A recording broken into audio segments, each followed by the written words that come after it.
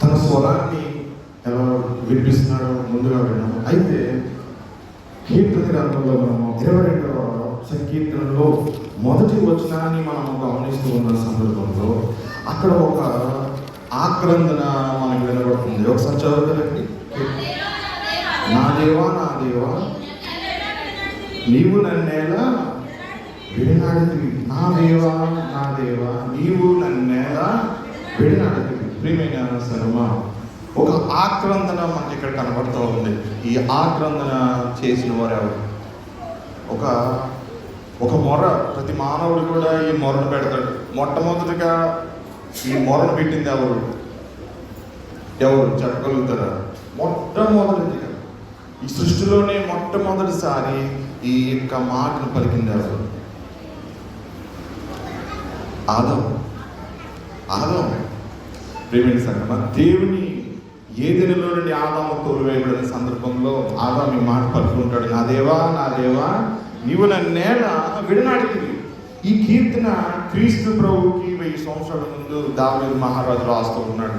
ప్రభు యొక్క శిలువ శ్రమలను దావీదు దర్శనంలో చూస్తూ ఉన్నాడు.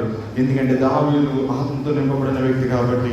ప్రియమైన సంగమా, యేసు ప్రభు యొక్క శిలువ శ్రమలను దావీదు చూస్తూ ప్రభు యొక్క ఆక్రందనని ఇక్కడ రాస్తూ ఉన్నాడు. ప్రభు యొక్క మాటలను ఇక్కడ రాస్తూ ఉన్నాడు. నా దేవా నా దేవా నన్నేలా విడనాడితివి, నన్ను రక్షింపక నా ఆర్తధ్వని వినుక నేల మౌనంగా ఉన్నావు. ఇది సిలువను గురించిన ప్రవచనము. మనము మత్తయి సువార్తలో 27వ అధ్యాయంలో 46వ వచనంలో మనకు అక్కడ ఆ మాటను ప్రభు పలకడం మనం చదవగలుగుతాం. అయితే ప్రియమైన సంగమం, ఈ యొక్క రాత్రికాల సమయంలో చదవబడిన 3 పాఠ్యభాగాలను కూడా మనం గమనిస్తూ ఉంటే ప్రభువు ఆక్రందన చేస్తూ ఉన్నాడు, ఒక మొర పెడుతూ ఉన్నాడు. మహావేదనతో నిట్టూర్పులతో ప్రభు తన యొక్క మనవిని ప్రభువుకు తెలియజేస్తున్నాడు తన తండ్రికి. ప్రియమైన సంగమం, ప్రతి మానవుడికి కూడా శ్రమలు అనేవి వస్తూ ఉంటాయి, కష్టాలు అనేవి వస్తూ ఉంటాయి. యేసు ప్రభు కష్టపడుతూ ఉన్నాడు. దేని కొరకు ఆయన కష్టపడుతూ ఉన్నాడు? దేని కొరకు ఆయన ఈ యొక్క ఆక్రందనను ఆయన చేస్తూ ఉన్నాడు? ఇది ప్రభు యొక్క ఆక్రందన అని మాత్రమే మనం అనుకోకూడదు. ప్రతి విశ్వాసి యొక్క ఆక్రందన ప్రభు యొక్క మొరలో అక్కడ ఇమిడి ఉందన్న సత్యాన్ని మనము మర్చిపోకూడదు. లూకా సువార్తలో 22వ అధ్యాయంలో మనం చదువుతున్న సందర్భంలో 41వ వచనంలో ప్రభు అక్కడ మోకాళ్ళుని అనే మాట అక్కడ కనబడుతూ ఉంది. మోకాళ్ళుని అనే మాట కనబడుతూ ఉంది. ప్రభువు మోకాళ్ళు ఉన్నాడు. ఎక్కడ మోకాళ్ళు అంటే గెత్సెమనే తోటలో. ప్రియమైన సంగమా, గెత్సెమనే స్థలం అంట, అది ఆదాము ప్రార్థన చేసిన స్థలం అంట. దేవుడు ఆదాముని గెత్సెమనేలో ఏదైనా తోటలో నుండి బయటకు పంపివేసిన తర్వాత ఆదాము వెళ్ళింది ఆ ప్రాంతానికి అంట. అందుకనే ప్రభు కూడా అదే ప్రాంతంలో ఆయన మనవి చేస్తూ ఉన్నాడంట. ఏ రీతిగా ఆదాము హవ్వలు ప్రభు యొక్క క్షమాపణ కోరుతూ ఆ దినాన్న మొరపెట్టారో, ప్రభువా నీ సన్నిధానంలో నుండి మమ్మల్ని వెలివేస్తావు ప్రభువా, మేము చేసిన పాపమును బట్టి మాకు యొక్క శిక్ష వచ్చిందని దేవుని సన్నిధానంలో గోజాడుతూ ఉన్న సందర్భంలో వారు పెట్టిన మొరేనంట ఇది. ఇప్పుడు ప్రభువు కూడా అదే స్థలంలో మొరపెడుతూ ఉన్నాడు. ప్రియమైన సంగమా, నా దేవా నా దేవా నన్ను నేల విడనాడితివి. ప్రియమైన సంగమా, తన యొక్క హృదయాన్ని ప్రభువు అక్కడ సిద్ధం చేసుకుంటూ ఉన్నాడు. ఒక విధంగా గెత్సెమనే తోటలో ఆ రోజు ఆదాము ఏ విధంగా శ్రమపడ్డాడో ప్రభువు కూడా శ్రమపడుతూ ఉన్నాడు. ఒక విశ్వాసి దేవుని సహవాసాన్ని కోల్పోతే ఆ విలువ ఏంటో ఆ విశ్వాసికి తెలుసు. ఎందుకంటే దేవుడు తన ముఖాన్ని దాచుకున్నప్పుడు ఆ వ్యక్తి దేవుడిని చూడలేడు. ఎందుకంటే పాపం అనేది అడ్డొస్తూ ఉంటుంది. దేవుడు ఆ విశ్వాసిని తన ముఖాన్ని చూపిస్తూ ఉంటాడు, కానీ పాపం అనేది ఒక మబ్బు వల్లే అడ్డు వస్తూ ఉంటుంది. అందుకనే అనుకుంటారు చాలామంది దేవుడు నన్ను చూడటం లేదని. కానీ వాస్తవం ఏంటంటే మనిషి యొక్క పాపమే దేవుడి ముఖాన్ని మానవుడికి కనపరచలేకుండా పోతుంది. ప్రియమైన సంగమా, ప్రభు ఇప్పుడు ఆ మబ్బును తీసివేయడానికి, ఆ తెరను తీసివేయడానికి, ఆ అడ్డును తీసివేయడానికి తను తాను ఆయన సమర్పించుకుంటూ ఉన్నాడు గెత్సెమనే తోటలో. ప్రియమైన సంగమా, ఒక యుద్ధం జరుగుతూ ఉందనుకోండి, మహాయుద్ధం జరుగుతుంది అనుకోండి. పూర్వకాలం జరిగిన అలాగే జరిగేవి కదా. ఒక రాజ్యం జరిగి ఇంకొక రాజ్యం దండినప్పుడు, ఒక రాజు ఇంకొక రాజుని వశపరుచుకున్నప్పుడు, జయించినప్పుడు ఆ రాజు ఎంత చిత్రహింసలు పెడతాడు నెగ్గిన రాజు. ప్రియమైన సంగమా, బబులోనులు అలాగే చిత్రహింసలకు గురి చేసేవారు ఓడిపోయిన రాజుల్ని. అలాగే చెంగిస్ ఖాన్ కూడా అలాగే చేసేవాడు. ఓడిపోయిన రాజుల్ని, ప్రియమైన సంగమా, ఓడిపోయిన రాజుకు తెలుసు తను ఎటువంటి శ్రమను పడుతూ ఉంటాడో, ఎంత కష్టపడాలో ఓడిపోయిన రాజు యొక్క హృదయానికి తెలుసు. లొంగిపోయిన సందర్భంలో ఆ రాజు మానసికంగా సిద్ధపడిపోతాడు. ఇంకా నన్ను చంపేస్తారు, అవమానిస్తారు, ఘోరమైన వేదన నేను భరించాలి. మానసికంగా సిద్ధపడిన తర్వాతే ఆ వ్యక్తి ఆ మరణాన్ని ఎదుర్కోగలుగుతూ ఉంటాడు. ఇక్కడ ప్రభు కూడా శిలువ మరణానికి సిద్ధపాటుగా ప్రభు సన్నిధానంలో ఆఖరిసరిగా మొరబెడుతూ ఉన్నాడు. లోకసువార్త 22వ అధ్యాయంలో మనకు అక్కడ మాట రాయబడుతుంది. ప్రభు అంట గెస్సెమనే తోటలో వెళ్ళాడు తన శిష్యులను తీసుకుని. ఆ నుంచి కోత వేటి దూరం వెళ్ళి ఆయన ఏం చేసిందంటే మోకాలు ఉన్నాడు. ఆయన దేవుడు కదా, త్రిత్వంలో రెండవ వాడు ఆయన. అయినా సరే తండ్రి యొక్క మాటను నెరవేర్చడానికి లోకానికి వచ్చాడు. అందుకని దాసుని స్వరూపమును ధరించాడు. ఆయన తన యొక్క ఘనతను, తన యొక్క మహిమను, తన ప్రభావాన్ని పక్కన పెట్టేశాడు. ఆయన నేను దేవుణ్ణి అనుకోవడం లేదు. ఎందుకొరకు వచ్చాడు ఆయన? ఆ పని కొరకే ఆయన తాను ఆయన సిద్ధపరుచుకుంటూ ఉన్నాడు. ప్రియమైన సంఘం, యేసు ప్రభు 2000 సంవత్సరాల క్రితం నీ కొరకు నా కొరకు గెత్సేమనే కొరకు ఆ రీతిగా ఆయన సిద్ధపడి ప్రార్థించకపోతే ఈరోజు నువ్వు నేను ఈ ఆలయంలో మనము ఈ రీతిగా మనము ఉండుండేవారం కాదు. ప్రియమైన సంగమా, మన జీవితంలో ఎన్ని శ్రమలు వచ్చినప్పటికీ మన కొరకు విజ్ఞాపన చేసిన ఒక ఆక్రందన నీటికి కూడా అది తండ్రికి వినిపింపజేస్తూ ఉందన్న సత్యాన్ని మనం మర్చిపోకూడదు.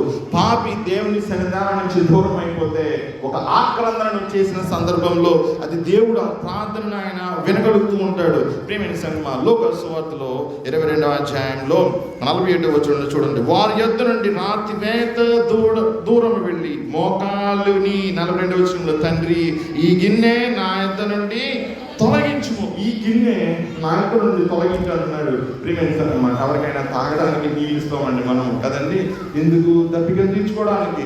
ఇప్పుడు మనం ఇర్మియా గ్రంథం మనం చదువుతూ ఉంటే 25వ అధ్యాయంలో మనకి అక్కడ ప్రభు ఒక పాత్రను గురించి మాట్లాడుతూ ఉన్నాడు. తన సేవకుడైన ఇర్మియా తోటి.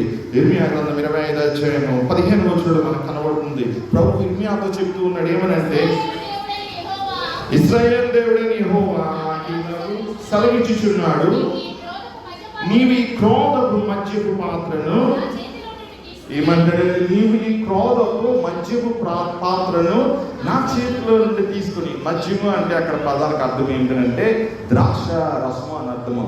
ద్రాక్ష రసము. ప్రియమైన సంగమా, ఈ ద్రాక్ష రసపు గిన్నె నేను నా చేతిలో నుండి తీసుకో అంటున్నాడు. తర్వాత వచ్చుడు అంటున్నాడు ఏమంటాడంటే, అంతటి యెహోవా చేతిలో నుండి అదే వచనంలో 16వ వచనంలో చూడండి, నేను నిన్ను పంపుచున్న జనములన్నిటికీ దాన్ని త్రాగింపుము. ఆ పాత్ర యెహోవా చేతిలో ఉంది. ఈ పాత్రను నువ్వు తీసుకుని నేను ఎవరి దగ్గరికి అయితే పంపుతున్నానో, ఏ జనముల దగ్గరికి అయితే పంపుతున్నానో ఆ జనములన్నిటికీ నువ్వు త్రాగించు అంటున్నాడు. అది ఏమిటంటే ఆ పాత్ర ద్రాక్షరసం ఉంది. అందులో ద్రాక్షరసం దేనికి సాదృశ్యం? రక్తానికి సాదృశ్యం. రక్తం దేనికి సాదృశ్యం? వధించబడిన తర్వాత కాల్చబడే నేలను చిందే రక్తానికి అది సాదృశ్యంగా ఉంటుంది. ప్రభు చెప్తూ ఉన్నాడు, నువ్వు వెళ్ళి వారికి ఇవ్వు, జనములకి ఇవ్వు అంటున్నాడు. ప్రభు కొన్ని జనముల ఆ పేర్ల అధ్యాయంలో రాస్తూ ఉన్నాడు. ఎవరెవరికి ఇస్తాను నువ్వు వారికి ఇవ్వాలి అన్నాడు. తర్వాత వచ్చిన ఏమన్నాడంటే ప్రభు, ఆ యొక్క క్రోధపు మద్యపు పాత్రను త్రాగిన వారంట ఖడ్గంతో వధించబడేవారు ఏ విధంగా వారు ఫీల్ అవుతారో ఆ రీతిగా వారు ఉంటారంట. ఖడ్గం వస్తుంది కదా, వారి పనికి అయిపోయింది, సిద్ధపడుతూ ఉంటారు. ప్రియమైన సంగమా, దీని కొరకు ఇవ్వబడుతుందంటే పాత్ర మరణం కొరకు ఇవ్వబడుతుంది, దేవుని యొక్క శిక్ష కొరకు ఇవ్వబడుతుంది. ఎవరి మీదనంటే అవిధేయుల మీద. అయితే మనం ఇక్కడ జ్ఞాపకం చేసుకుంటే ప్రభువు ఒక మాటను ఆయన మాట్లాడుతూ ఉన్నాడు. ఇదే గ్రంథంలో ఇర్మియా గ్రంథంలోనే 25వ అధ్యాయంలో 28వ వచనాన్ని మనం చదువుతుంటే చదవండి. మేము త్రాగమని వారు నీ చేతిలో నుండి ఆ పాత్రను తీసుకున్నని ఎడలా నీవు వారితో ఎట్లనము, మీరు అవశ్యంగా దాన్ని త్రాగవలనని సైన్యములకు అధిపతి యెహోవా సెలవిచ్చుచున్నాడు. ఈ పాత్రను వారికి ఇస్తే నేను త్రాగను అంటే కుదరదంట, మీరు అవశ్యంగా త్రాగంట. అవశ్యంగా అంటే ఏంటి? నువ్వు త్రాగాలి, ఆజ్ఞ. అది ఒక మహారాజు దేవుడు ఆజ్ఞిస్తున్నాడు, నువ్వు త్రాగాల్సిందే. తన సేవకుడు ఇర్మియా ద్వారా ఆయన ఆ ఆ పాత్రను ఇస్తూ ఉన్నాడు. ఇప్పుడు ప్రభు దగ్గర ఆ పాత్ర కట్టబడుతుంది. ఇది కేవలం జనములు త్రాగిన పాత్ర కాదు. ఈ పాత్ర ఏంటంటే సకల మానవ పాప భారం, శాపము, మరణము. ఆదాము ఏ పండునైతే తిన్నాడో ఆ విషము, అది విషము రుచికరంగా ఉంటుంది కదండి. ఇందాక వస్తున్నాను నేను, ఒక మంచి కారు వెళ్తూ ఉంది, కారు చాలా బాగుంది అనుకున్నాను. కారు ఇలా ఉండాలి, కారు సేఫ్టీగా ఉంటుందండి. ప్రియమైన సంగమా, కారుని అలా చూస్తున్నాను, బస్సు వచ్చేస్తుంది ఎదురు నుంచి, పక్క నుంచి. నేను చూసుకున్నాను, మాయ ఏం చేస్తుంది చెప్పండి? మాయ, అది కారు అనేది అక్కడ మాయ మనిషిని మరణానికి తీసుకెళ్తుంది. ఆదాము కూడా అంతే, ఆ పండు తిన్నాడు, అందుకనే మరణం అనేది లోకానికి వస్తూ ఉంది. ప్రియమైన సంఘం, ఇప్పుడు ప్రభు ఆ మరణాన్ని తాగుతూ ఉన్నాడు, ఆ యొక్క శాపాన్ని తాగుతూ ఉన్నాడు. అది గరణం. అది ప్రియమైన సంఘమా, అంత కఠినమైన ఘోరమైన శాపమును ప్రభు నీ కొరకు నా కొరకు ఆయన తాగుతూ ఉన్నాడు. ప్రియమైన సంఘమా, ఒక మాట రాయబడుతూ ఉంది. రోమపత్రిక 5:12 చదవండి. రోమపత్రిక 5:12 రోమా 5:12 చదవండి, గట్టి చదవండి. ఇట్లుండగా ఒక మనుష్యుని ద్వారా మరణమును, పాపమును, మరణమును చదవండి. విన్నారండి? ఒక మనుషుని ద్వారా పాపం వచ్చిందంట, ఆ పాపం ద్వారా మరణం వచ్చిందంట. ఇప్పుడు అది ఆదాముకు మాత్రమే రాలేదు, ఆ పాపము ప్రతి మానవుడిలోని కూడా వెళ్తూ ఉంది. ఆ యొక్క మరణము ప్రతి మానవుడిని కూడా వెళ్తూ ఉంది. అందరికీ సంతృప్తమైంది.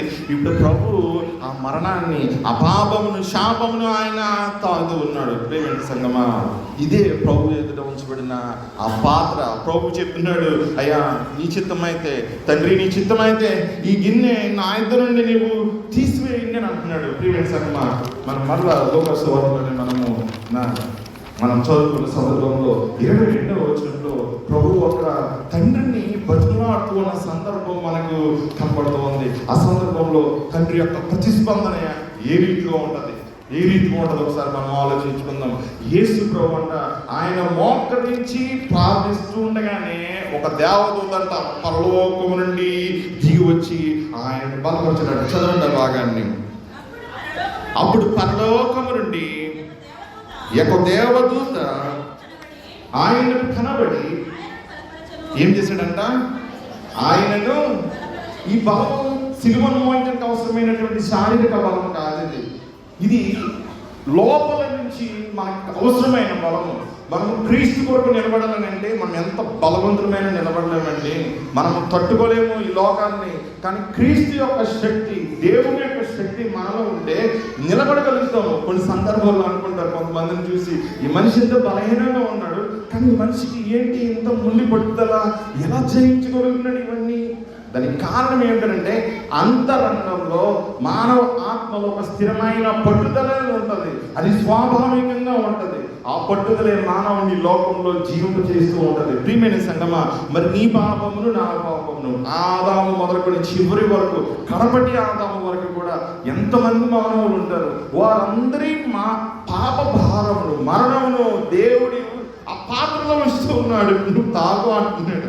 చిన్నపిల్లలకి ఎవరైనా చిన్న కూల్ డ్రింక్ ఇస్తారు, జ్యూస్ ఇస్తారు. దేవుడు తన కుమారుడికి కూడా జ్యూస్ ఇచ్చాడు. ఆ జ్యూస్ ఏంటో తెలుసా? దేవుని క్రోధం అంట, దేవుని యొక్క కోపము. అందుకనే యేసు ప్రభు ఆ మాట చెప్తూ ఉన్నాడు, నా దేవా నన్ను నేల విడనాడితివి, నన్ను ఎందుకు విడనాడావు అని అంటున్నాడు. ఈ ఆక్రందన ఒక మానవుడు మొరపెట్టినప్పుడు దేవుడు ఎప్పుడు కూడా ఆ మొరను ఆయన తిరస్కరించడండి. బాధపరచబడే వారి మొరను ఆయన ఎప్పుడు తిరస్కరించడంట. కీర్తన గ్రంథం 69:33 చూడండి. కీర్తన గ్రంథం 69 సంకీర్తన 33. కీర్తన 69:33. యెహోవా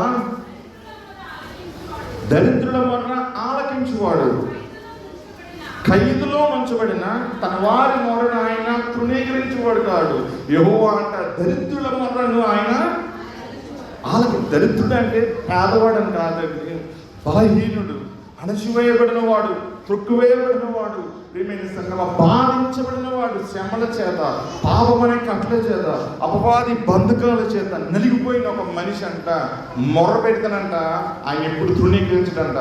ఖైదు అంటే బంధించబడిన స్థితి, సాతాను బంధించే స్థితి. ప్రియమైన సంగమా, పాపం అనే మాటకు అర్థం ఏంటో తెలుసా? ఒక మనిషిని పాము చుట్టుకుంటా చూసారా, కొండచలో చుట్టుకున్నట్టు, అదే పాపం అంటే. హీబ్రూలో ఉన్న పదానికి గల అర్థము అది.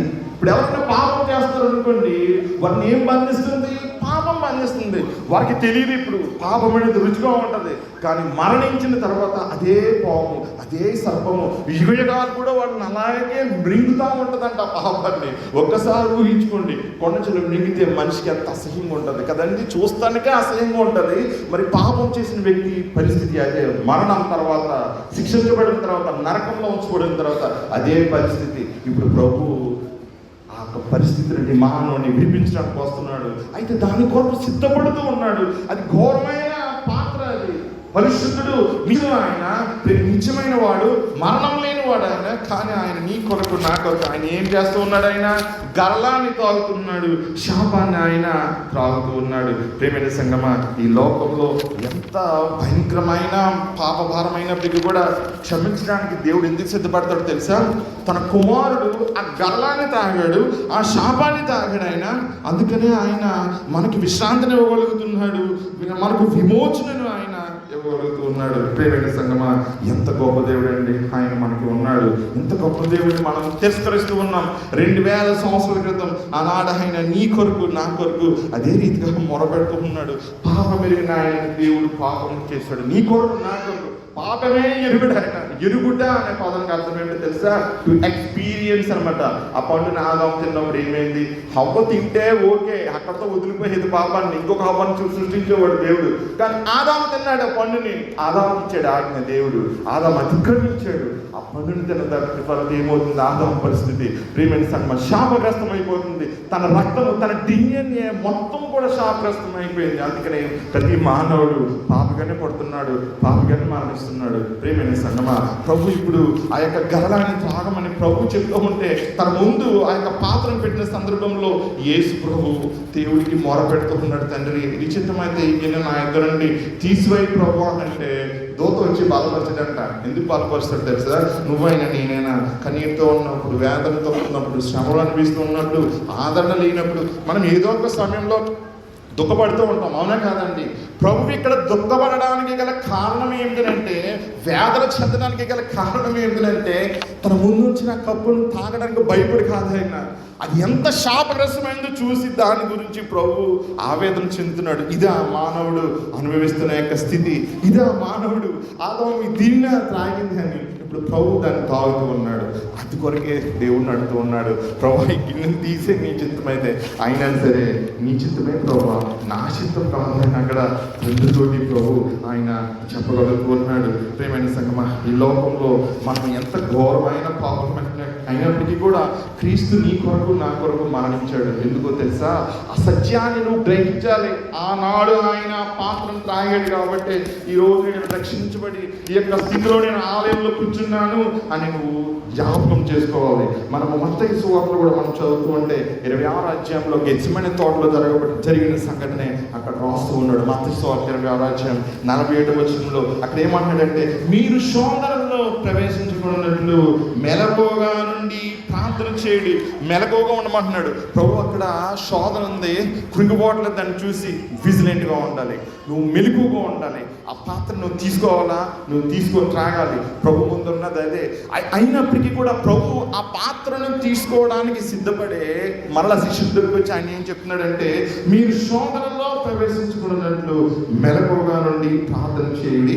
ఆత్మ సిద్ధమే కానీ శరీరము బలహీనమని పేతురుతో చెప్పాడంట. ఆత్మ సిద్ధమేనండి, నా ప్రభు కొరకు నేను మరణించడానికి నేను సిద్ధమే అని అనొచ్చు మనం. బలహీనమైన శరీరం ఏం చేస్తుంది కదా, ఏం చేస్తుంది తెలుసా?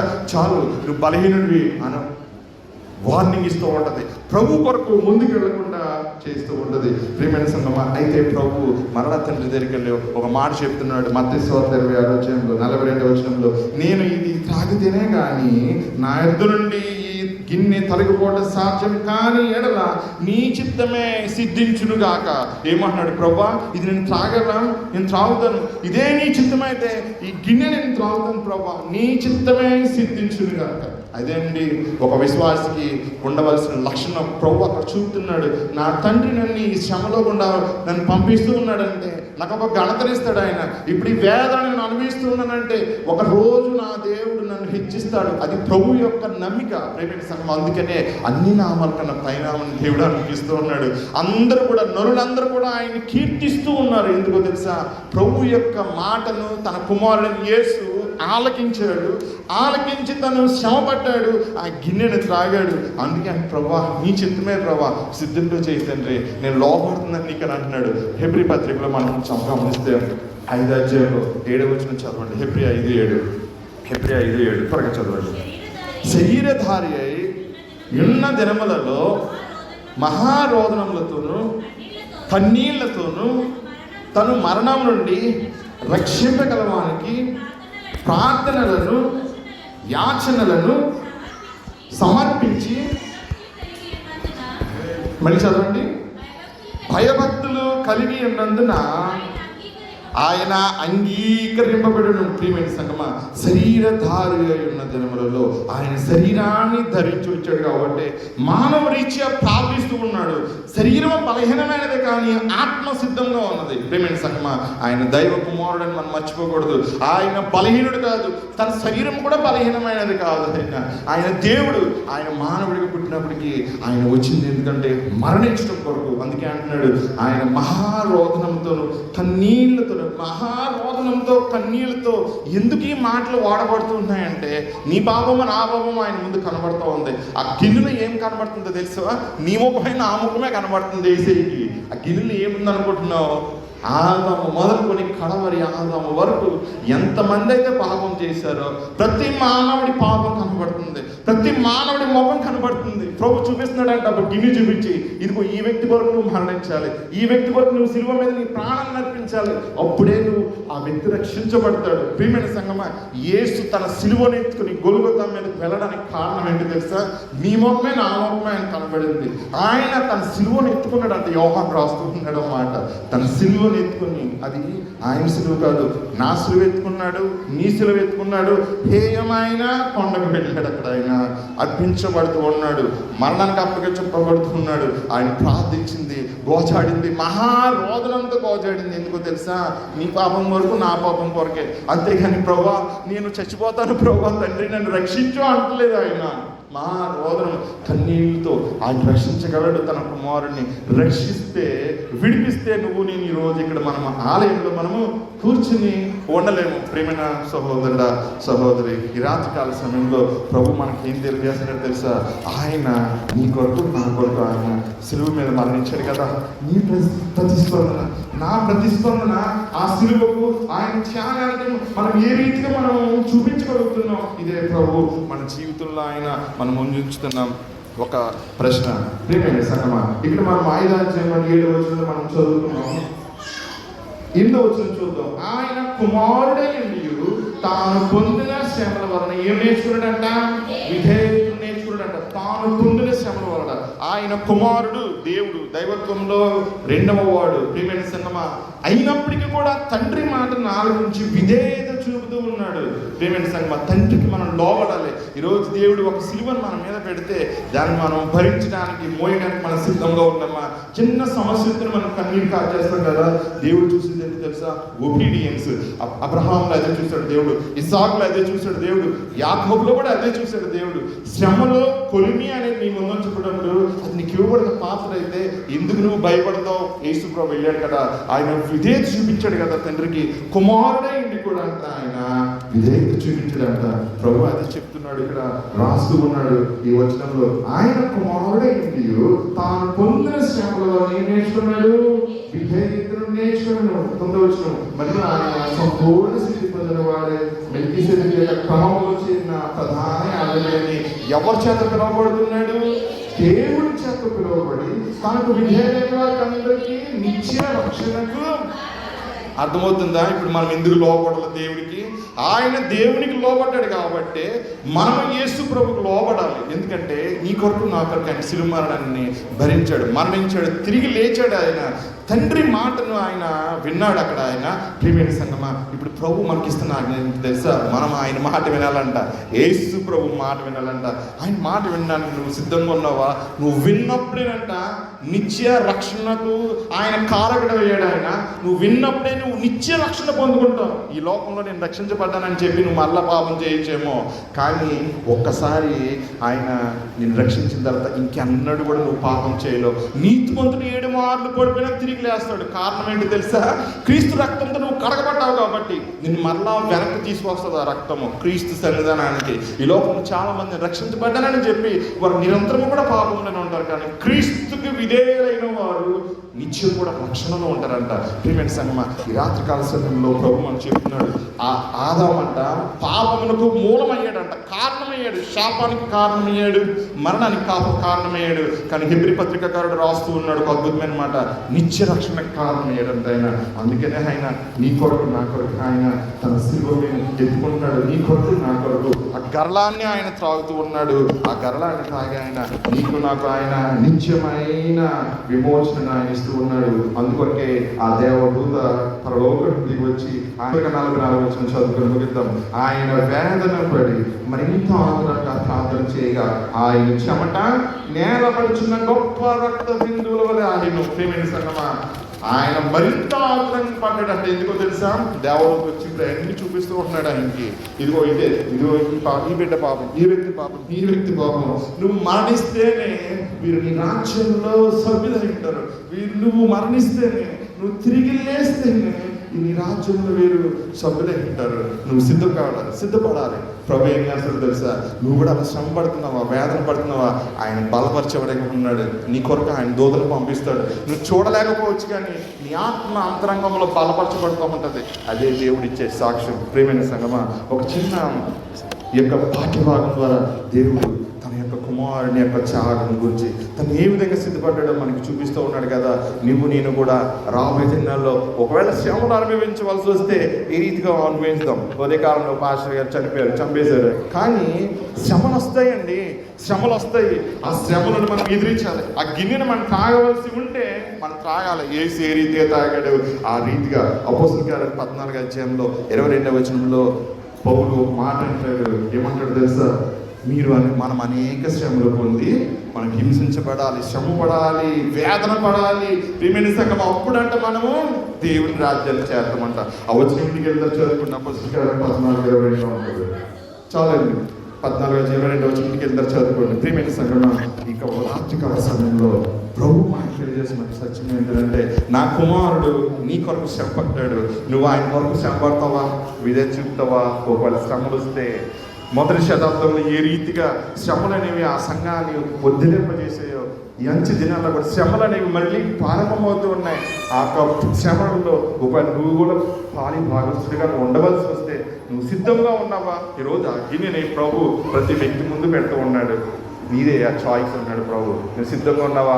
క్రీస్తు నామాన్ని అంగీకరిస్తావా? క్రీస్తు ఎవరో నాకు తెలియదని ఆయన్ని విడిచిపెడతావా? ప్రభు నీ ముందు ఈ మాట ఉంచుతున్నాడు. సిద్ధంగా ఉండు. ప్రభు కొరకు బ్రతుకు. నిత్యం కూడా వెలిగే మహాజ్యోతిగా ఆయన సన్నిధానం యుగకాలు ప్రకాశిస్తూ ఉండు. ఆ రీతిగా చేయడానికి పరిశుద్ధాత్మ దేవుడు నీకు సహాయం చేయండి.